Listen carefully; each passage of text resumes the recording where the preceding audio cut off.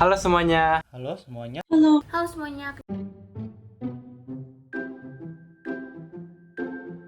Halo semuanya, kenalin nama gue Tamara Violeta dari jurusan Sistem Informasi.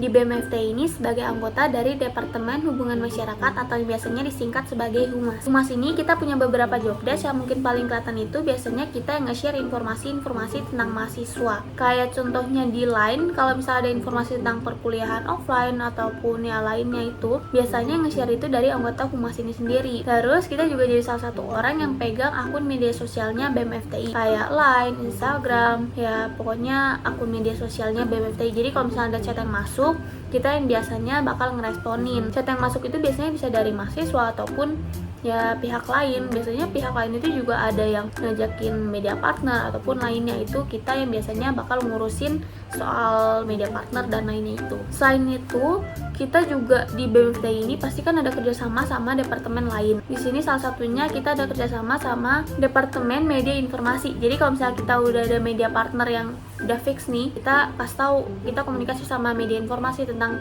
apa yang bakal dipost. Selain itu, di internal BMFTI kita juga bertugas buat mendekatkan antar anggota BMFTI ini sendiri. Kita juga sebagai mediator kalau misalnya ada permasalahan di internal BMFTI. Kalau misalnya ada kunjungan, kita di BMFTI bakal ada kunjungan, kita yang bakal komunikasi sama pihak BEM lain itu buat tentang jadwal kunjungan dan lainnya. Pokoknya tentang kunjungan, tentang jadwal kunjungan itu.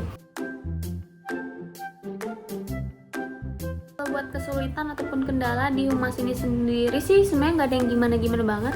Lebih ke kita sebagai humas pasti kan jadi yang mau gak mau banyak komunikasi sama orang lain. Sebenarnya kan komunikasi sama orang lain kan kayak enak gitu kan, seru. Jadi lebih ke pede aja sih, kita harus komunikasi sama orang lain. Sama kalau buat mudah beradaptasinya atau enggak itu cukup mudah, karena ya lama-kelamaan sebenarnya lebih mulai dari banyak komunikasi sama anggota BMFTI terus sama yang lainnya, jadi lebih ke ya udah mudah beradaptasi. Pokoknya ada banyak cara gimana caranya kita bisa deket sama anggota-anggota BMFTI.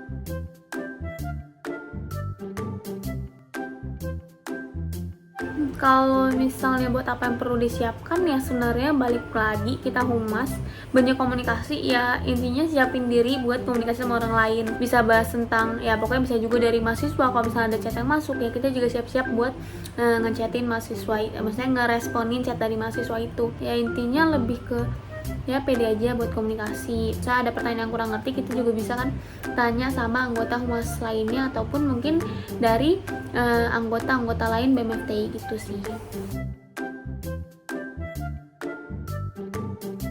Jadi waktu itu pernah ikut LKFTI, latihan kepemimpinan FTI sebagai sekretaris, yang ngurusin proposal, ngurusin LPJ, kita bikin. Terus ya kalau misalnya ada tantangan di dalamnya kan kita mintain tuh tanda tangan yang dibutuhin di proposal LPJ ini. Ya pokoknya kita mastiin proposal ini ditulis dengan rapi. Kita juga mastiin biar kita dapat SIK-nya, surat izin kegiatan buat proker ini berjalan. Terus kita juga di sini yang ngurusin surat-surat lain yang dibutuhin kayak form peminjaman barang, pengembalian barang. Terus kalau misalnya kita ada undang pembicara ataupun tempat, pakai satu tempat, kita yang bikin kayak MOU-nya ataupun ya pokoknya surat-surat yang dibutuhin lah gitu. Oh, kita juga bikin surat undangan buat ke dosen-dosen, ya pokoknya dekan, dosen gitu. Kalau misalnya ada rapat juga, kita yang nulisin catatan rapatnya apa nih, kayak rapat hari ini tentang apa gitu-gitu. Ya ada koordinasi juga sih sama divisi lain kayak acara, misalnya tentang pembicaranya nih mau kayak gimana, MOU-nya. Ya pokoknya kita bikinin catatan rapat lah gitu. Terus juga mungkin pasti kita ya bantu kapel, bantu wakapel. Terus juga ada kerjasama sama bendahara terkait LPJ-nya gimana-gimananya begitu. Terus sekretaris juga pasti bantu ingetin kalau misalnya ada pokoknya timeline kegiatannya ada apa gitu di proker ini, kita pasti bantu ingetin ke panitia-panitia lainnya gitu. Kenapa mau masuk BEM itu lebih ke kan sekolah tuh dulu ada OSIS ya. Nah terus di perkuliahan ini pengen cobain sih kayak organisasi di perkuliahan itu kayak gimana, sistemnya kayak gimana, pokoknya gitu-gitulah. Jadi ikutlah masuk BEM gitu kan.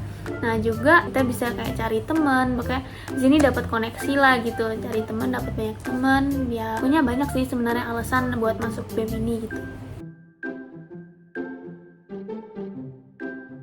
Kegunaan masuk masuk BEM itu sebenarnya banyak, tapi yang mungkin gua rasakan dan yang mungkin kepikiran saat ini itu lebih ke akhirnya tahu gimana cara suatu organisasi ini bekerja.